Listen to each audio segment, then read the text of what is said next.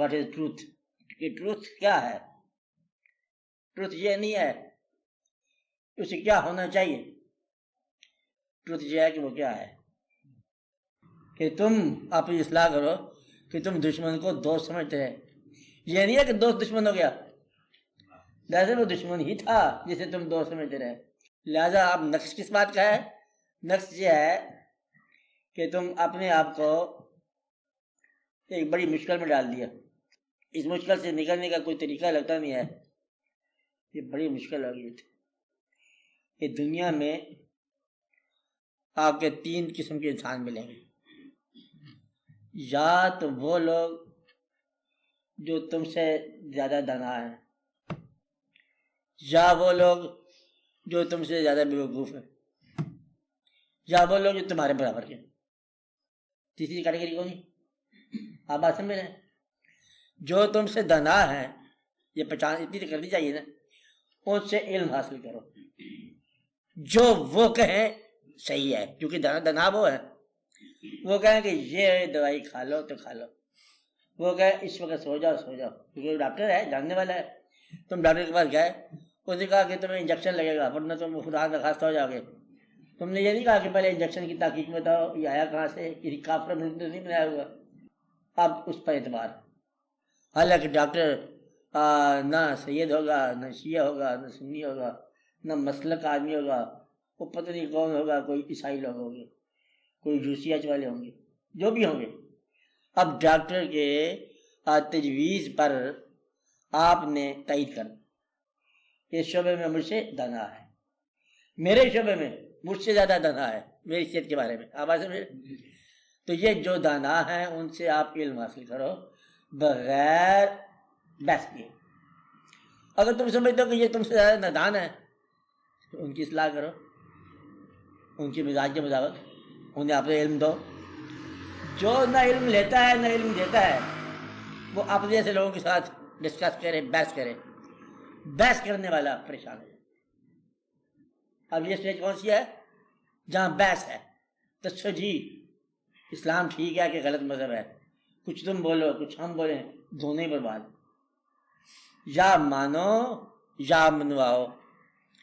اگر یہ دونوں باتیں نہیں ہیں تو پھر تمہیں اعتبار اپنی ذات پر رکھو کہ اللہ تعالیٰ تمہیں کوئی اصلاح کرے. تو یہ بات بہت ضروری ہے کہ اگر بہت سارے لوگ تمہیں دانا نہیں ملتے تو ایک آدمی اللہ تعالیٰ کی طرف سے اس کو تلاش کرو جو تمہارے لیے استاد کا کام دے. اگر استاد نہ ملا تو تم بے استاد رہ جاؤ گے.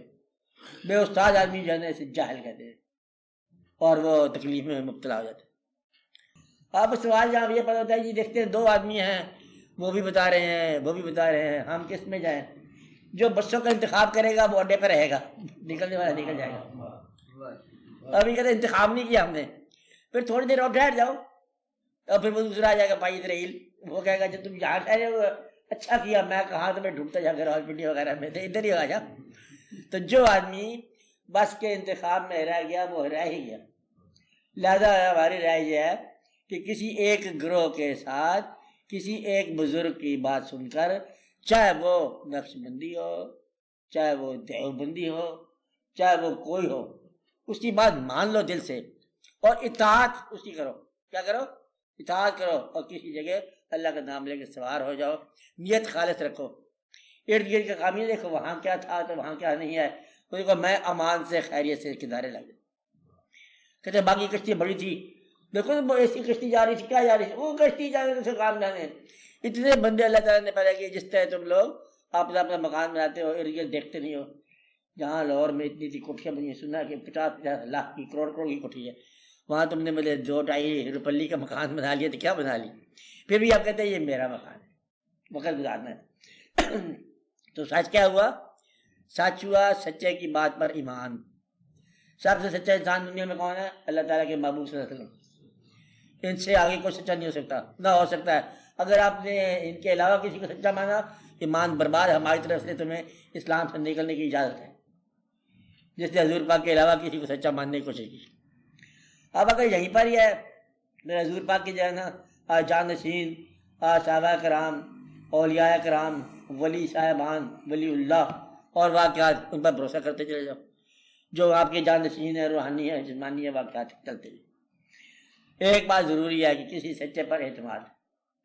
دوسری بات یہ ہے کہ یہ ضروری ہے کہ فیصلہ زندگی میں کرنا ہے، مرنے کے بعد فیصلہ نہیں کر سکتے۔ اتفاق کی بات ہے کہ مرنے پر جو کلمہ پڑھا گیا وہ کلمہ پورا نہ ہوا۔ اب کلمہ مطلب ہے پڑھنا کیا ہے؟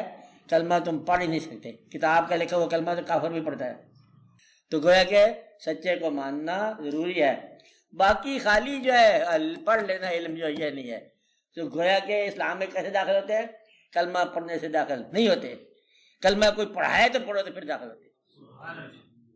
جب تک کوئی پڑھائے نہ تم نہیں پڑھ سکتے، کتاب کے اوپر لکھا ہوا کلمہ پڑھنے سے تم نہیں پڑھ سکتے۔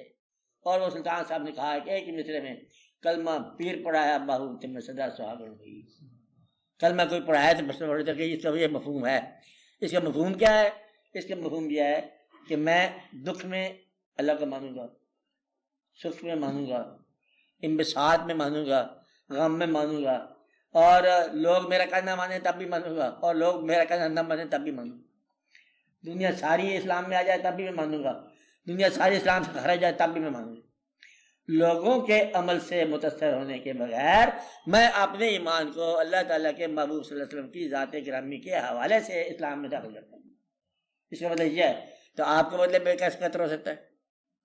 لوگوں کا عمل تو ہے ہی کوئی نہیں، کوئی کسی کے عمل کے لیے جواب دہ نہیں ہے۔ ولا تزر وازرۃ وزر اخری، کوئی کسی کا بوجھ اٹھانے والا ہے ہی نہیں، اپنا بوجھ آپ اٹھاؤ۔ اور اگر تم چاہو گے کہ تم مطلب لوگوں کی گمراہی کے جواز سے، سارے شراب پی رہے تھے،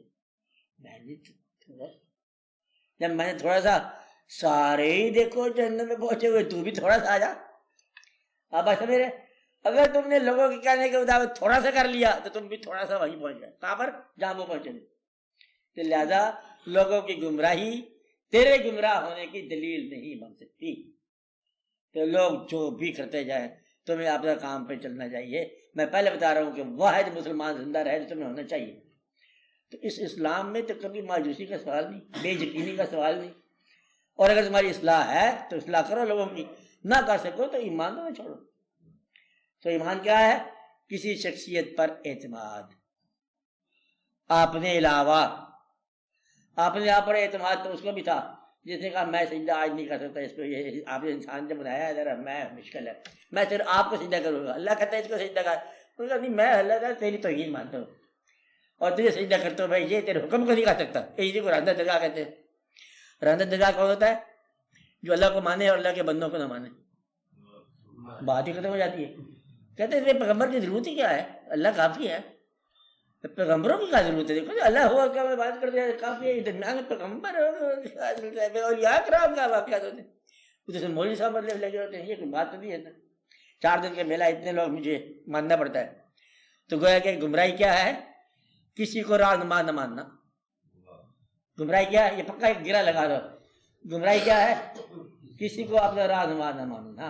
زندہ جو وصال پا چکے ہیں حضرات، وہ تو آپ کے لیے ویسے ہے نا ادب اعتقاد کی بات، کسی جب تک زندہ رہنما نہ مانو، کسی راہ پر چلنا گمراہی۔ تو زندہ رہنما کا ماننا ضروری ہے، تو اپنے رہنما کی تلاش کر، اور اگر خدا نخواستہ نہ ملا تو معرومی کا رونا رونے کے بجائے پھر دعا مانگ۔ کیا مانگ؟ اللہ سے مدد کر، چاہ یا اللہ تیرا بندہ جو انعمت علیہم کا کوئی ہے وہ میری راہ میں لا تاکہ میں اس سے کچھ سبق سیکھوں۔ اور اس کا اللہ نے کہا کہ سیدھی راستے کی تعریف ہی یہی ہے، صراط مستقیم، اہدنا الصراط المستقیم، یعنی کہ کون سا راستہ؟ انعمت علیہم، مغضوب کا راستہ نہ ہو، انعمت علیہم والوں کا راستہ۔ اگر تو کہتا ہے کہ انعمت علیہم نہیں ہے آج کل تو یہ بہتان ہے اور اس کی بڑی سزا ہوگی۔ آج کل بزرگ نہیں رہ گئے، یہ سزا ہوگی۔ آج کل ماں باپ قابل اعتبار نہیں رہ گئے، آج کل بچوں کا دور ہے، لعنت بھیجو سب کے اوپر۔ ماں باپ آج بھی مطلب بے قابل اعتبار ہوں گے، ماں باپ آج بھی واجب الاحترام ہوں گے۔ جو بچہ اس لیے کہتا ہے کہ میں ماں باپ کا احترام نہیں کر سکتا کہ وہ پرانے زمانے کے لوگ ہیں، دیکھو میرے تو واقعات ہو رہے ہیں، میرے مہمان اور طرف جاتے ہیں، یہ پرانے زمانے کے لوگ ہیں، کیا گمراہ ہو کے مر جائے۔ تو تو اپنی دانائیاں چھوڑ اور ماں باپ کے احترام کر، خدمت کر، اور اپنی بیکار زندگی کو کارآمد بنا۔ کیا کہا؟ بیکار زندگی کو کارآمد بنا، اور اپنے درخت کو سایہ دار بنا کے کسی کام آ